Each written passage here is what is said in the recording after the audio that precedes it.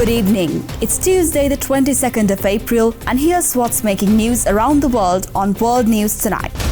Global tribute, remembering Pope Francis and the transformative life as first Latin American pontiff. Market turbulence, Trump's clash with Federal Reserve chief sends shockwaves through global financial markets. Community spirit, residents in Michigan rally together to help relocate beloved local bookstore.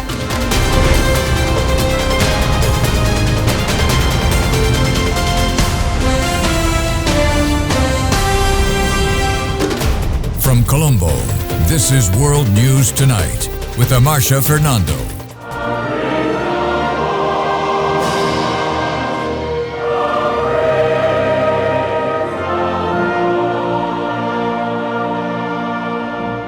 Good evening once again. Church bells tolled across Rome and beyond as the world mourned the death of Pope Francis, who is passing at 88, has sparkled an outpouring of grief and tributes from global leaders and faithful followers alike. As the news of Pope Francis's death rippled across the world, people began gathering on St. Peter's Square in the Vatican in community and in mourning.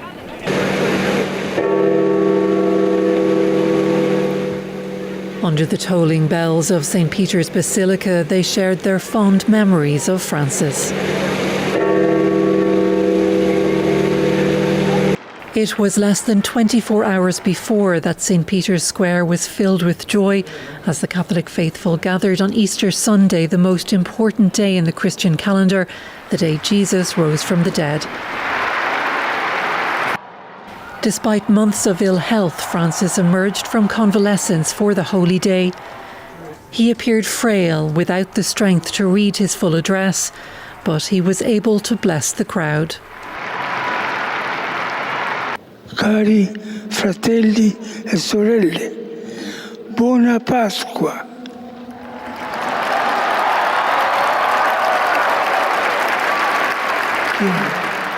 Pater et Filius et Spiritus Sancti. Amen.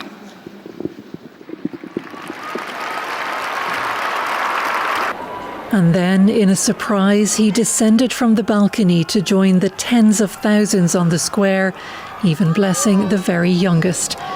A fitting final day for a pope who rejected the trappings of the highest position in the Catholic Church and felt closest to God when he was among the people. As tributes pour in, many are reflecting on Pope Francis' compassionate leadership, inclusive vision for the Church, and moments of warmth and humour that endeared him to millions across the world of diverse faiths during his transformative papacy. Tonight, sadness and prayers in St. Peter's Square. A rosary service beginning the morning for Pope Francis, joining Catholic faithful around the world who are still absorbing the news of his sudden loss. The love for his compassion for the sick, the poor, and forgotten, focusing the Church on what he believed was its mission, to spread love and mercy. Elected Pope in March 2013, there was that poignant moment on the balcony. Facciamo in silenzio questa preghiera de voi su di me. Asking people to pray for him and bowing to them.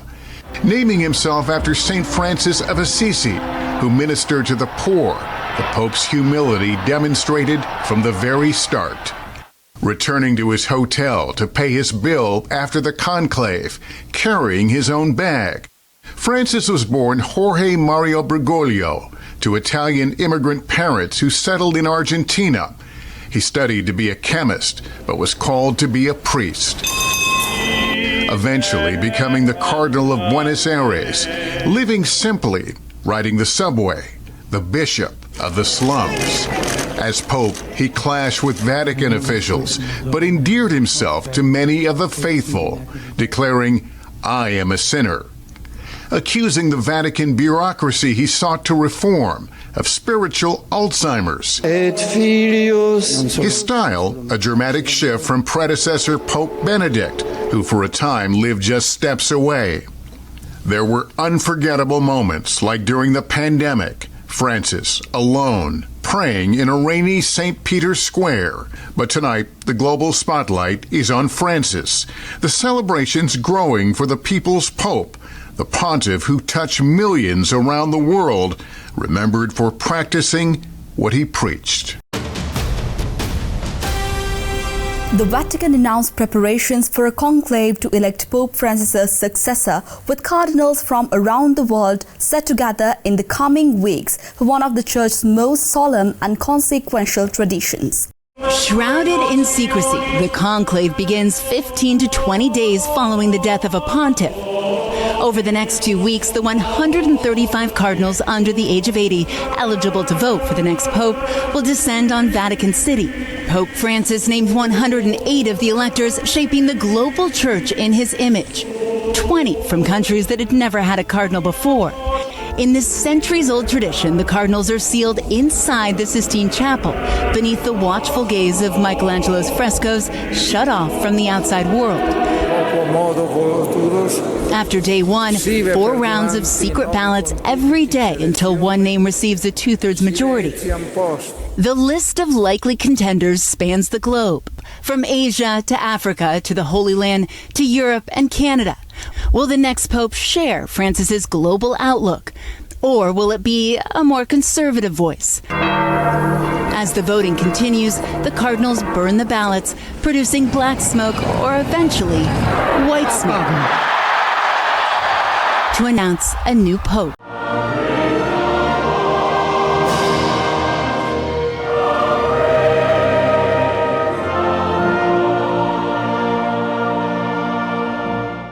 Indian Prime Minister Narendra Modi and US Vice President J.D. Vance met in New Delhi to discuss deepening strategic and economic ties amidst global trade tensions and ongoing regional security concerns, making a key diplomatic moment.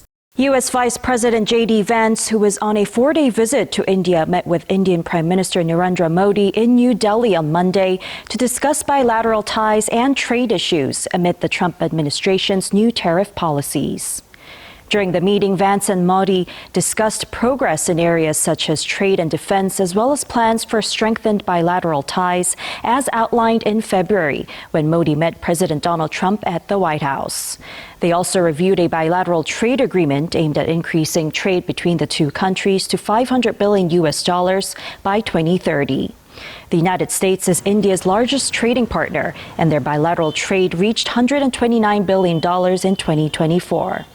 India seeks relief from proposed U.S. tariffs, while the U.S. encourages India to lower duties on American imports and boost purchases of U.S. defense equipment.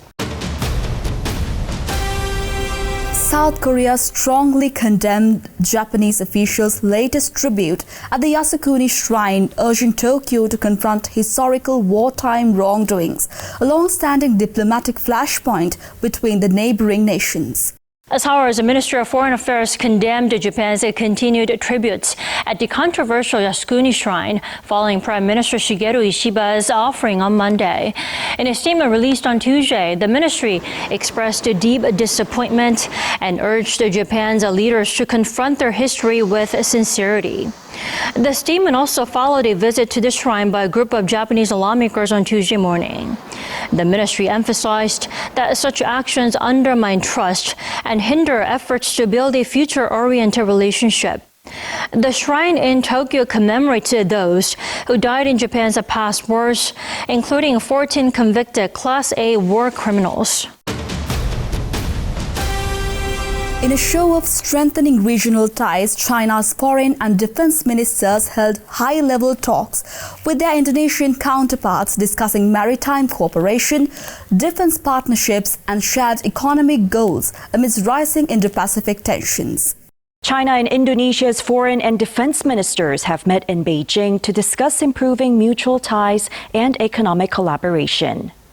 On Monday local time, Chinese Foreign Minister Wang Yi and Defense Minister Dong Jun met with Indonesia's Foreign Minister Sugiono and Defense Minister Shafri Shamsuddin.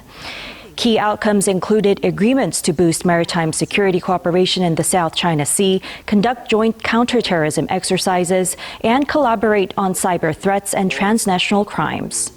China also expressed a willingness to increase imports of Indonesian products. Both sides reaffirmed their commitment to free trade and promoting regional peace and stability. Let's take a short commercial break. More world news on the other side.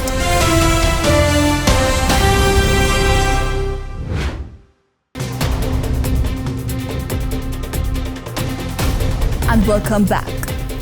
A sharp public clash between President Trump and the Federal Reserve Chair over interest rate policy sent shockwaves through global financial markets, sparking investor anxiety and renewed uncertainty over U.S. economic direction.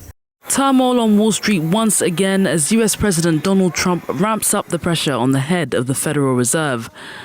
Trump, taking to his Truth Social platform, threatened again to fire Jerome Powell, who is called a major loser if he refuses to slash interest rates. A move the White House hopes will offset the damage already done to the stock market by Trump's new tariffs. Instead, the president's tirade against Powell is having the opposite effect. Markets had largely recovered from the massive losses they endured after Trump rolled out his Liberation Day tariff proposals.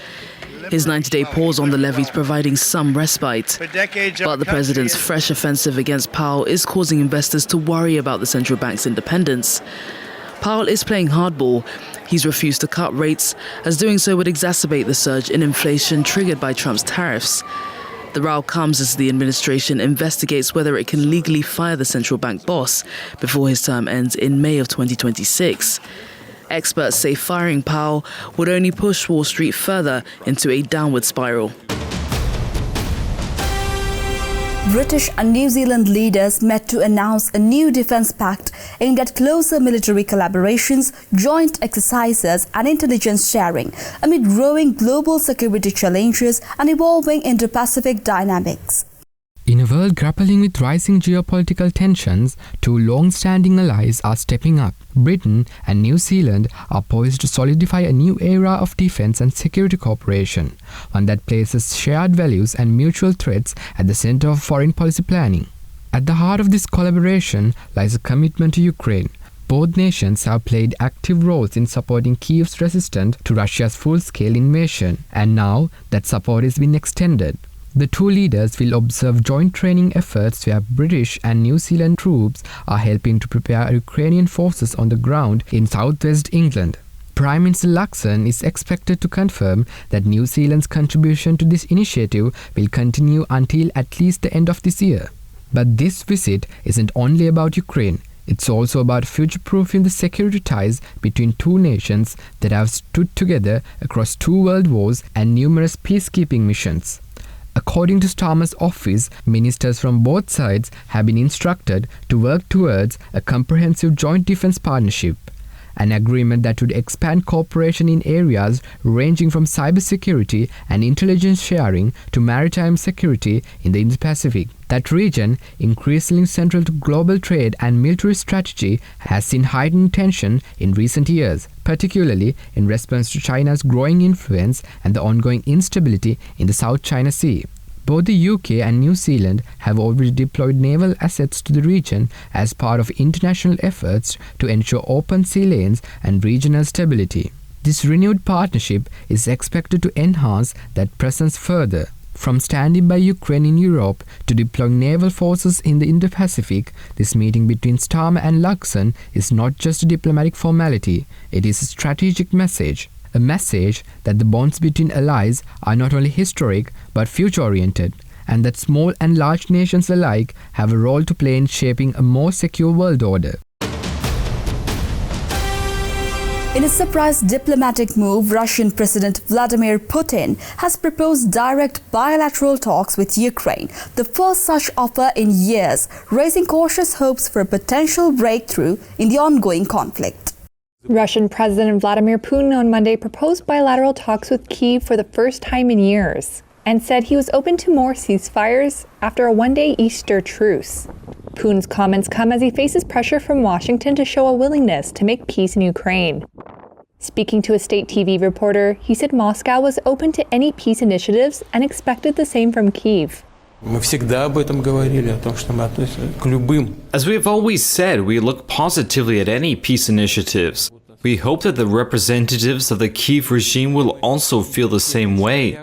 However, we have seen the initial reaction. I think everyone has noticed it. There was a statement published according to which our proposal was seen as a game with fates, with people's lives, and so on. But apparently, there was someone smarter there who suggested, most likely from foreign overseers, that rejecting such initiatives is a losing position for the Kyiv regime, and they quickly agreed. Both countries accused the other of violating Putin's truce, which Kyiv had largely dismissed from the outset as a stunt. Washington said it would welcome an extension of the truce. Zelensky, who has called for it to be extended to a 30-day ceasefire on civilian targets, said continued Russian attacks during Sunday's ceasefire showed Moscow was intent on prolonging the war. When asked about Zelensky's proposal, Putin said Russia should look into it. His spokesman later confirmed that Putin was referring to the possibility of direct talks with Ukraine. Separately, Zelensky confirmed Kyiv was sending a delegation to London to meet with the United States and other Western countries on Wednesday, follow-up from last week's meeting in Paris.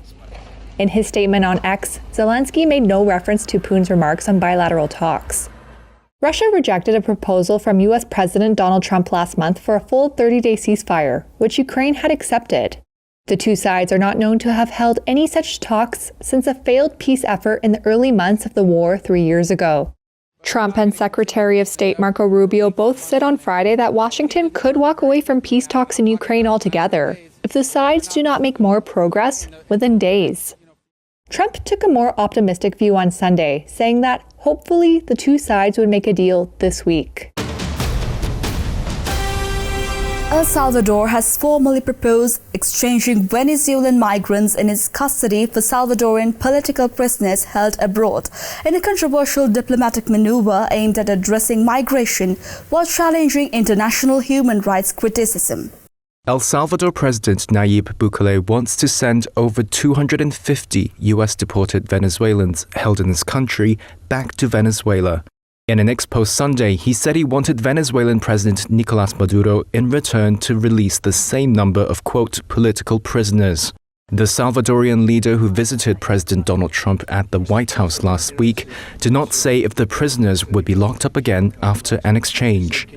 Last month, the Trump administration deported at least 200 Venezuelans from the United States to El Salvador, accusing them of being part of Tren de Aragua, a criminal gang originating from Venezuelan prisons that his administration has called a terrorist group. Among those Bukele proposed for release from Venezuela were journalist Roland Carreño, human rights lawyer Rocio San Miguel, and the mother of Venezuelan opposition leader Maria Corina Machado. Venezuela says it holds no political prisoners and that those imprisoned have been convicted of crimes. And on Sunday, its chief prosecutor criticized Bukele's prisoner exchange plan. Nearly 50 detainees proposed for release were of other nationalities, including US, German, and French citizens. The US Special Envoy for Hostage Response praised Bukele on social media and said at least 10 Americans were proposed for exchange. The US is paying El Salvador $6 million to detain the migrants in its high-security terrorism confinement center. The Venezuelan government has denied that the Venezuelans deported by the US are linked to gangs. On Saturday, the U.S. Supreme Court issued a temporary halt to deportations of Venezuelan migrants accused of gang ties after a request from the American Civil Liberties Union.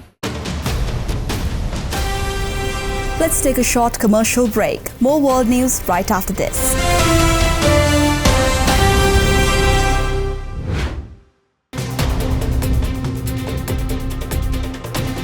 And welcome back. In a heartwarming display of community spirit, 300 residents in a small Michigan town formed a human train to help relocate a beloved local bookstore, hand-passing thousands of books down the street. It's the human chain of books. One by one, each book is passed down the line. Look at how far it goes, snaking down the street and around the corner through the small town of Chelsea, Michigan. That's 300 people who showed up to help the local bookstore move to its new, larger location. It's a human conveyor belt stretching 350 feet. We moved 9,100 books. Michelle Tuplin owns Serendipity Books and says she never imagined most of the town showing up. We started with the A's in the science section and then moved all the way through, and they're still in their right spots in the new store. Talk about one novel approach in lending a hand to start a new chapter.